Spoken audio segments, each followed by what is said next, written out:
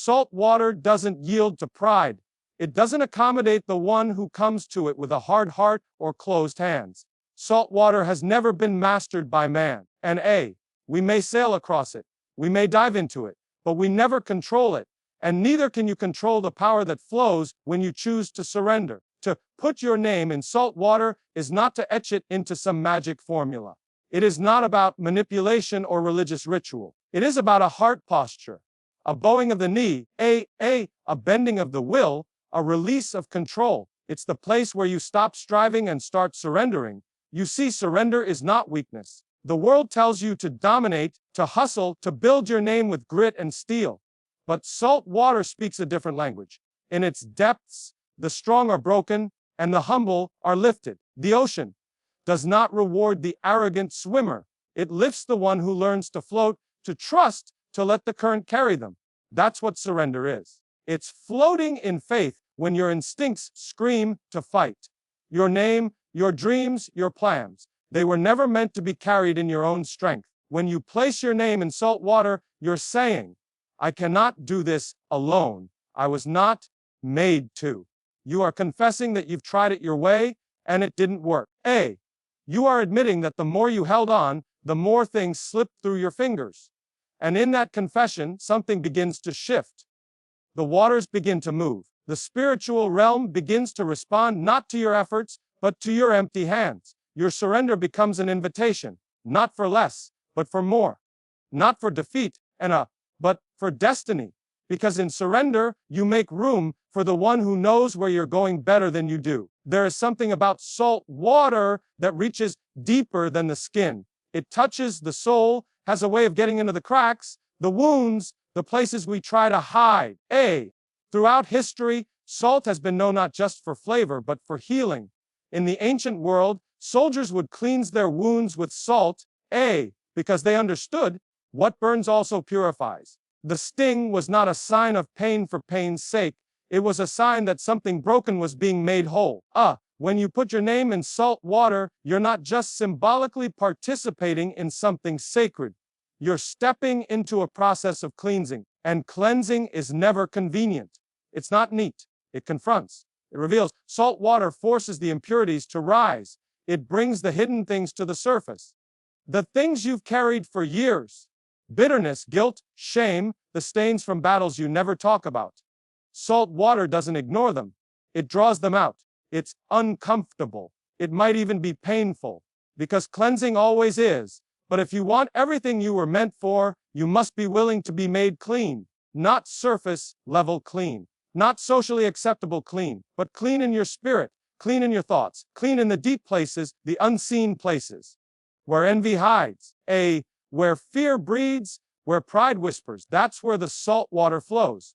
This isn't about outward change. This is about heart transformation. And nothing transforms a heart like the presence of something stronger than the stain.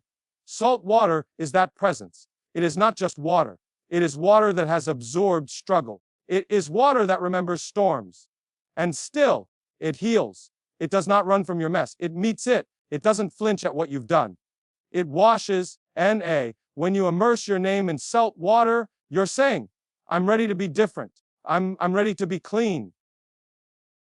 You're allowing yourself to be stripped of what you never needed and prepared for what you were always called to carry. Cleansing is the beginning of clarity, and clarity is the path to calling. Salt water demands something from you. It is not a passive force. It does not bow to your convenience or your comfort. It has never been a place for the half-committed or the casually curious. Throughout the ages, those who ventured into the salt sea understood this truth: you do not enter its depths without giving something up. And so it is with the life you say you want. And if you truly desire what you were born for, something must be laid down. Sacrifice is not just giving. It is costly giving. It is the letting go of what is good so you can receive what is greater. It is the burning of bridges that lead back to who you used to be. It's walking away from the shallow waters where you once played it safe and stepping out into a depth that tests your soul.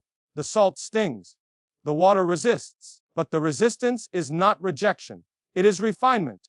You may want the promise. You may want the blessing. But the process will always require sacrifice. The salt water of destiny will ask you to give up your illusions of control.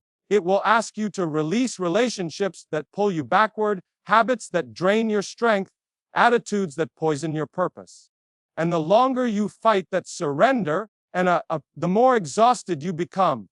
Because the truth is, the salt water doesn't take from you to punish you. It takes from you to prepare you. You cannot carry both your calling and your comfort. You cannot walk forward with one hand still clinging to yesterday. The salt water does not let you straddle two identities, who you were and who you are becoming.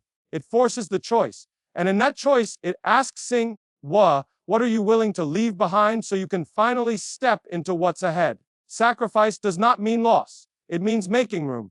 It means trusting that what you release will be multiplied in return, that what you pour out will not be wasted. Every drop given to the salt water writes a story, not of scarcity, but of sacred exchange. Salt water has a voice. It doesn't whisper like the wind or echo like the mountains.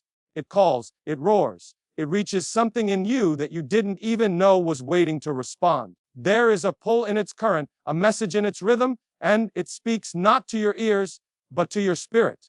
When you stand near it, when you allow yourself to hear beyond the surface noise of the world, the salt water begins to speak your name. Not the name others gave you, the name heaven whispered over you before you were born.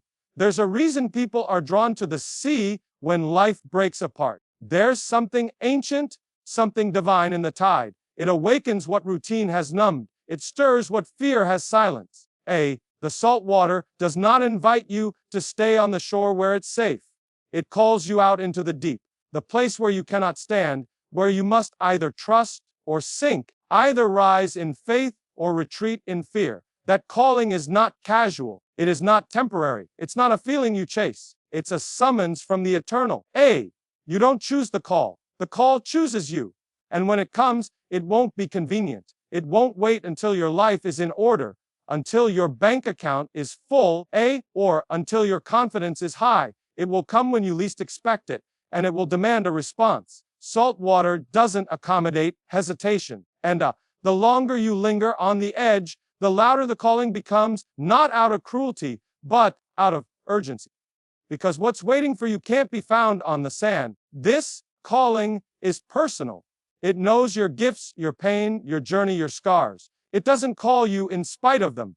It calls you because of them. Salt water knows what you carry. It knows what was planted in you before time began. And it also knows that the tide doesn't rise just to impress the shoreline. It rises to invite you forward.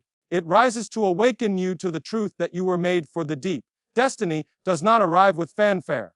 It doesn't knock politely at your door. It waits in the places few are willing to go. In the wilderness, in the valley, and yes, in the waters. The salt water is not just a place of surrender, cleansing, sacrifice, or calling. It is the place where your destiny begins to unfold. Not the destiny built on popularity or applause, but the one written by the hand of God. The one etched into the very fibers of your being. The salt in the water does not dilute your identity, it defines it. Destiny is not discovered through striving. It is revealed through obedience. And when you put your name in salt water, you are no longer hiding behind titles, roles, or routines. You are saying, here I am. Nothing hidden, nothing held back. In that moment, the heavens lean in. The earth shifts. Something eternal awakens. Because when your name touches the water, a covenant is activated. Destiny is not about getting what you want. It is about becoming who you were born to be. And there is a depth to the destiny that shallow waters cannot hold. You cannot fulfill a deep calling while clinging to a shallow version of yourself. The salt water exposes what is false and strengthens what is true. It strips you of everything that cannot come with you into your next season. You may think you're losing control, but you're actually stepping into divine alignment. You are not drifting. You're being directed. Salt water doesn't scatter. It gathers. It gathers the broken pieces of your past, the fragments of your faith, the buried hopes you thought were gone, and it carries them forward into a future you can't yet see, but are finally ready for. The waves do not respond to your will. They respond to your surrender. And in that surrender, destiny is not only revealed, it is sealed. Your steps are no longer random. Your story is no longer accidental. There is purpose in every wave, direction in every tide. When you let your name be submerged in salt water and you give up your right to stay ordinary. You allow yourself to be claimed by something far greater than ambition, far deeper than desire. You allow yourself to be marked by destiny.